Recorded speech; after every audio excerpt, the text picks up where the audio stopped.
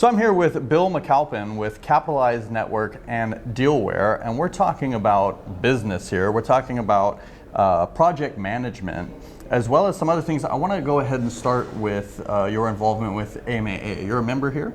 Yeah, so been a member for almost a decade. Originally came in through the newly founding chapter out in Denver. Oh, Denver, okay. The Rocky Mountain region, and was one of the founding members of that chapter. Oh, great. And then got involved in national, came to all the conferences, was asked to join the leadership team, so now I'm on the National Advisory Council, the vice chair. So Dave Asmus is the chair, and then I'll rotate in after his tenure. And I also chair the membership committee, the national membership committee. So pretty involved across the board. Very involved. You were telling me earlier about your meeting count. I was happy and fortunate to squeeze you in there. What 29? I think was your. What was your? Yeah, my personal record is 29 meetings in these 2-day conferences. And, all right, busy guy. Yeah, it's a pretty good deal for one plane ticket. Yeah, definitely. To have 20, this year I think it's probably 24 meetings in a day and a half, so probably the same hecticness, but you just can't get that kind of exposure and one-on-one FaceTime. Right. So let's talk business. You've got two businesses. I would imagine they kind of feed off of each other a little bit, yeah. And primarily your target base is represented here at the summer conference. Or talk me through that a little bit. Let's talk about Capitalize first. Yeah, sure. So Capitalize Network. So we are a lower middle market sell side advisory service. So we take people to market. So just like everybody. Define lower middle. So lower middle market, I would say. So you have Main Street, which would be, the broker would be a business broker. Okay. And those are kind of sub 5 million in revenue. Okay. Starting at about 5, maybe 10 million, up to about 250 million would be the lower middle market. Okay. And so these are companies that private equity people want to buy 6 to 10 of them and put them together and sell a larger firm later. That's how they make their margin. So a lot of people in this ecosystem are selling these lower middle market companies, call it 5 to 10 million on the lower end, all the way up to about 250 million, and to private equity and to corporate strategic buyers. Okay, perfect. So tell me about some of the features and benefits of Capitalize.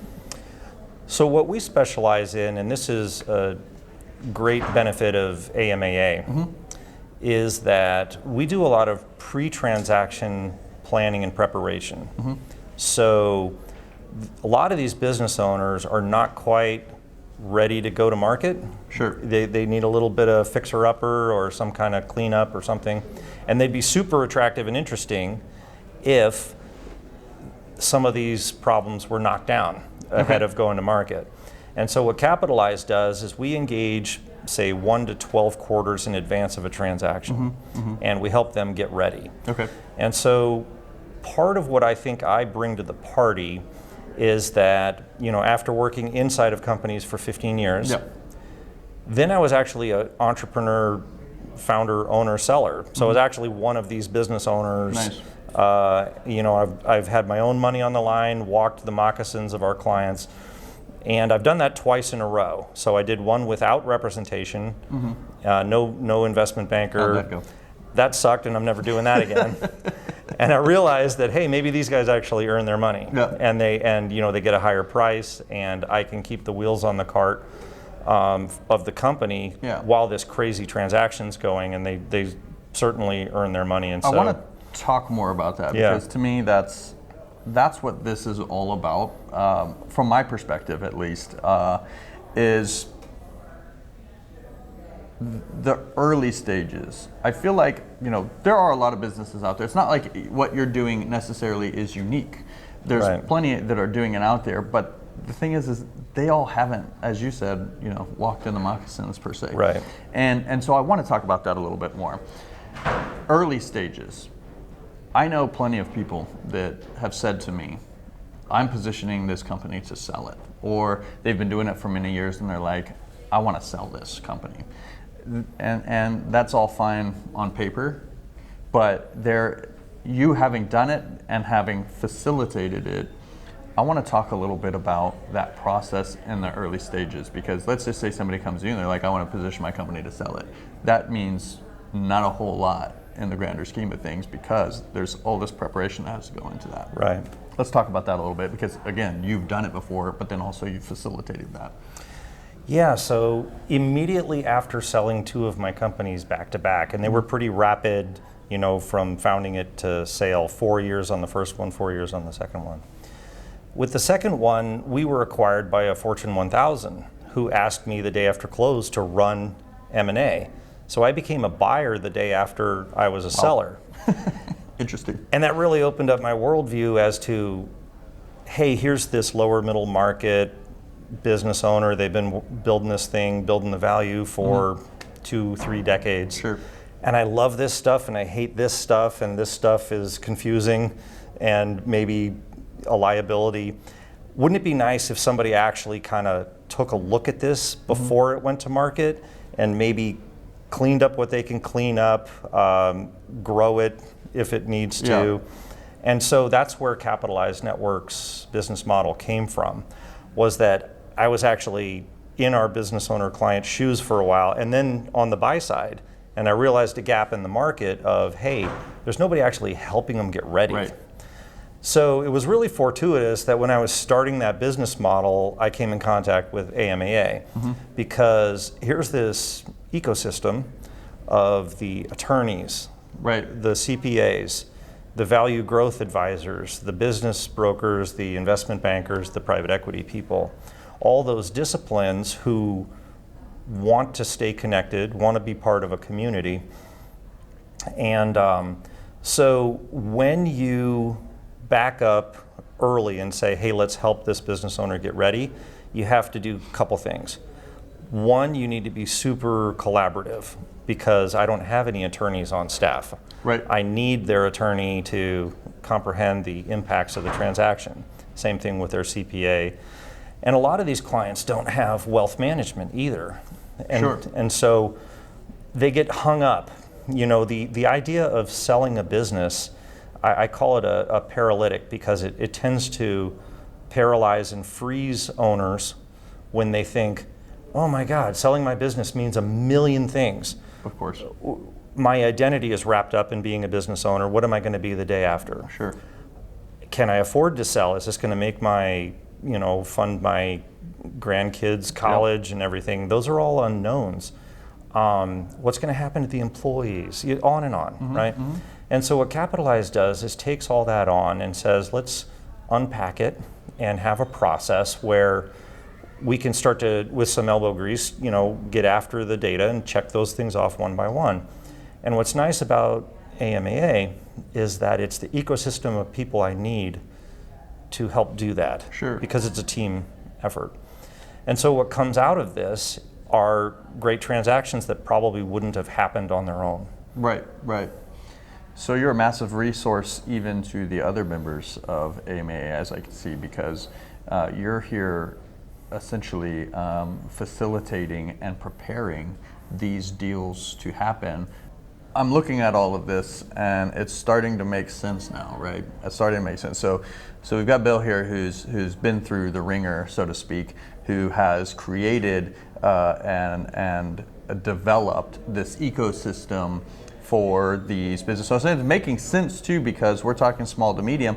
These aren't folks with board members in many cases with all of these CFOs in line and they've got all their ducks in a row. These are the small to medium sized businesses that they are literally coming to you an open book.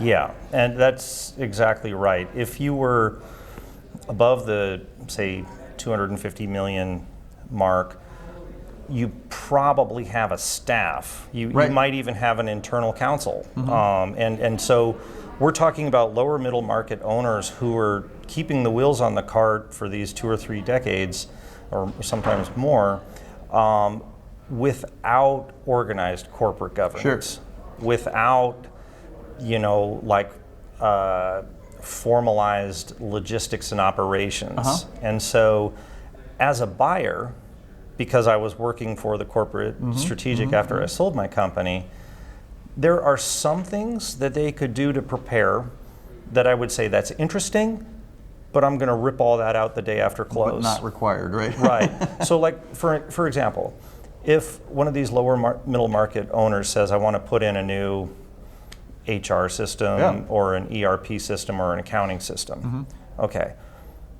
If your buyer is going to be private equity and they want you to keep running, and matter of fact, they want you to be a platform where they're going to buy 5 more of you, they want that stuff to be awesome because they're going to scale it. And so they care about that. Same company, same ERP investment or HR system investment, and you're selling to a corporate strategic, and I'm sorry, but a Fortune 1000 is not going to rip out their ERP system because they bought you. They're going to rip out yours. So it's important to back up and have these conversations and try and figure out who's the likely buyer here. Where do you want to go with this, right? Yeah, because I don't know how to remodel the house until we know where it's going. Right? Why remodel the house when the buyer wants it their way? Right. And invest all that time and money into something that might not actually matter in the deal. And so some remodeling is going to pay. Sure. Some, depending on the buyer type and everything, it's almost no lose, put in new kitchen, add a bathroom, landscaping pays every time. Gotta have curb appeal, right? Right. But it would be really expensive to make the house 5 square feet bigger. It's super expensive and nobody's going to pay that much more for that, right? So there's some things you can do that don't pay, and there's other things that do.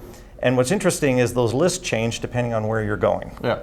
And so having a collaborative team of advisors helping them, working together and coordinating their deliverables. For example, I don't know what the minimum sale price is until a wealth manager, financial planner, has come in and figured out all their assets, all their liabilities, their monthly cash flow requirements after close.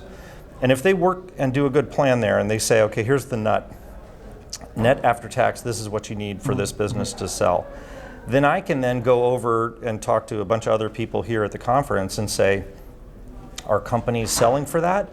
Yes, we should be comfortably above that. So now I can go back to my client and say, not only will you cover the nut, but there's some gravy here, so this is a good deal. Or if we're a little bit short, then that's okay. We have a little bit of time. Let's build that value, but we know what the target is now. Makes sense.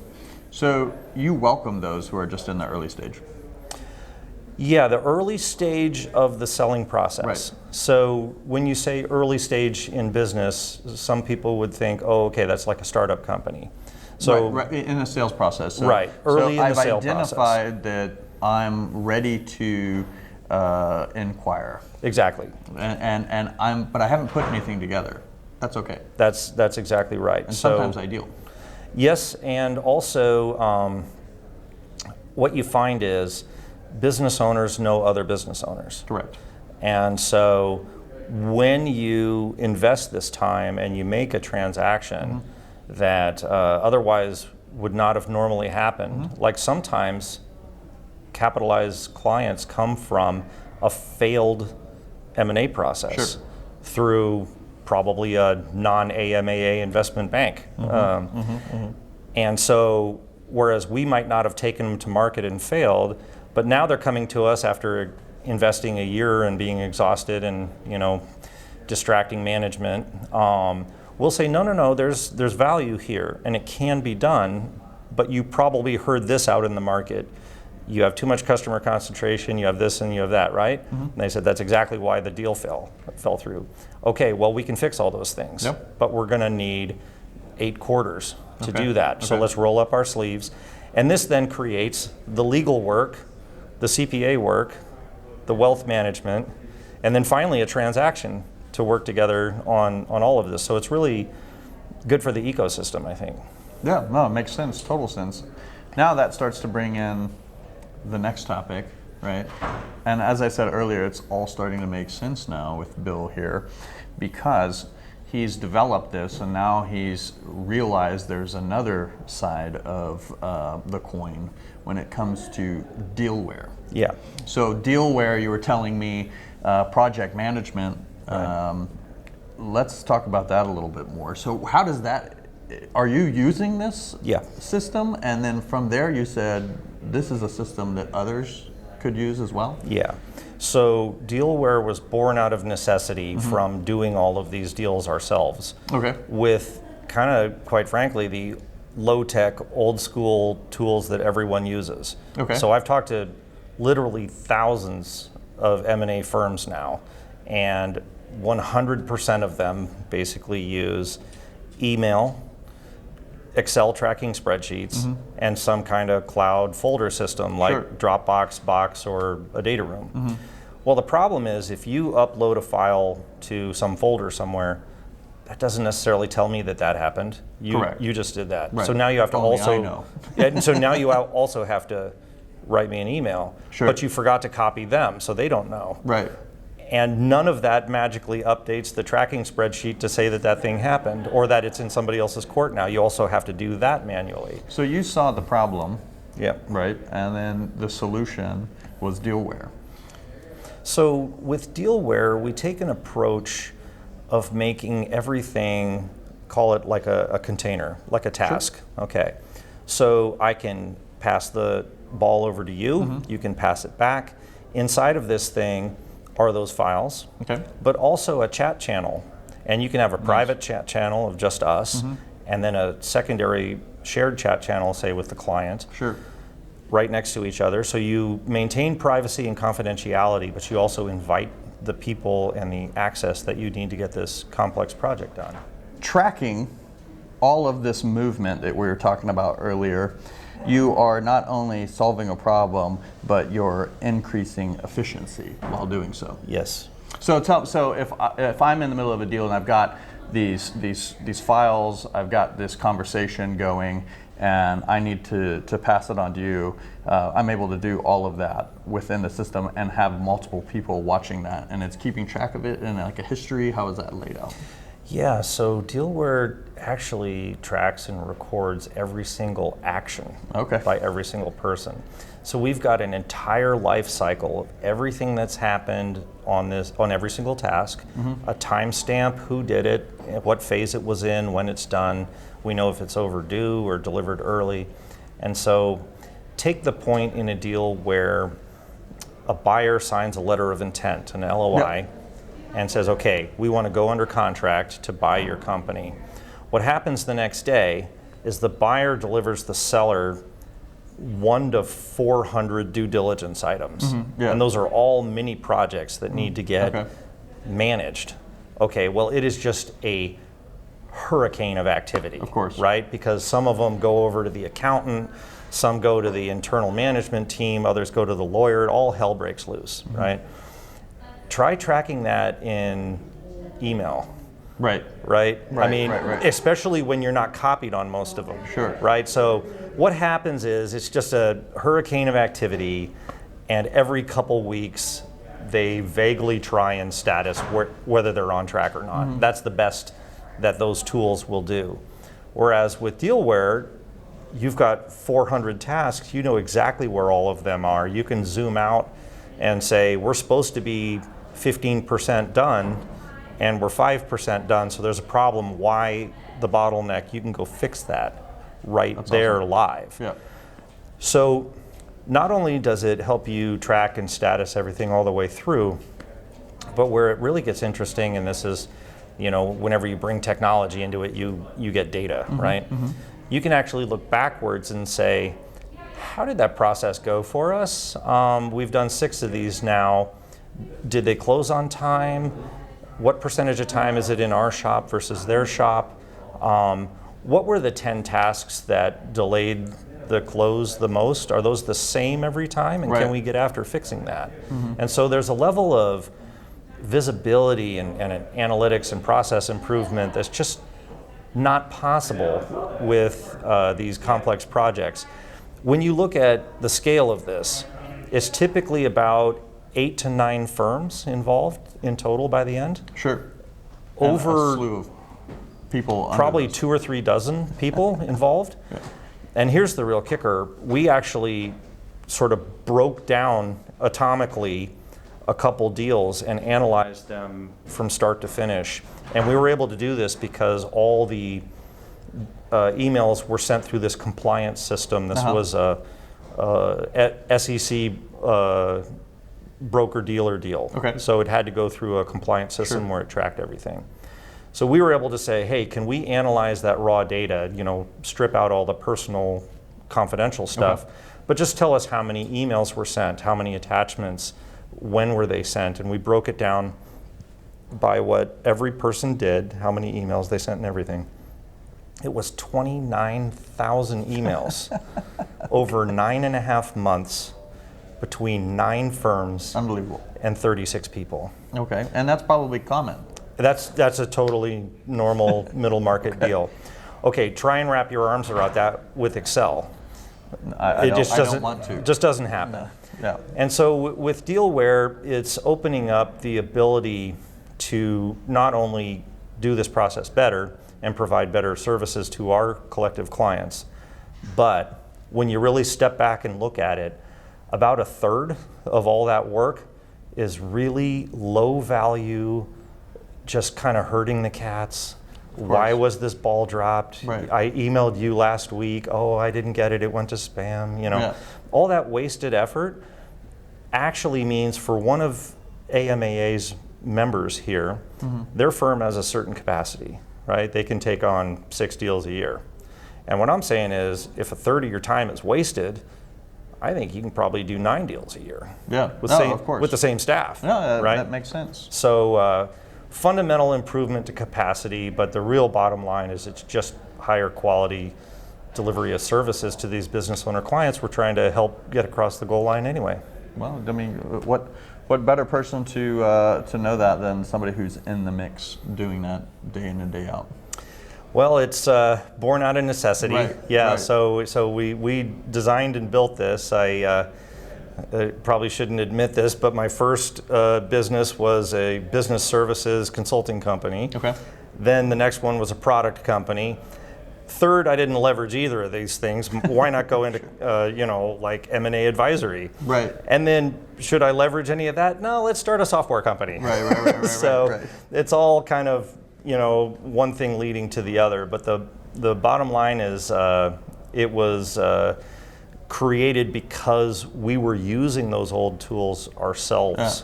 Yeah. And the last straw was, we did a deal where there were 49 people involved, and there were 4 due diligence processes running. We had the buyer, the company. They had a private equity venture capital investor firm behind them, which wanted to do a completely separate due diligence process. Of course. They really didn't want to talk to each other. And then the law firm was a New York, big law firm. They didn't want to talk to either of those other people and do their own. And then there's a giant, CPA firm who wanted to do their own thing. But they all needed the same information, the same. And that was the epiphany moment of, wait a minute here. I'm closing 4 deals. I'm doing 4 times the work. I still get 1 check at the end. Yeah. And it's like, that is the last deal I'm ever doing in Excel and email. I just put my foot down. And so there we are. Excellent. Well, I appreciate you sitting here with me, entrepreneur, Renaissance man, and AM&AA member. Yeah, so both Capitalize and DealWare, creates deal flow and work for everybody in the ecosystem here. So I guess I'm a river to my people. Exactly, I like it, and I look forward to hearing more about that and seeing you at the future shows and everything else. I will be there in Tampa at the next conference. I love it. Great. Thank you, sir. Thank you. All right.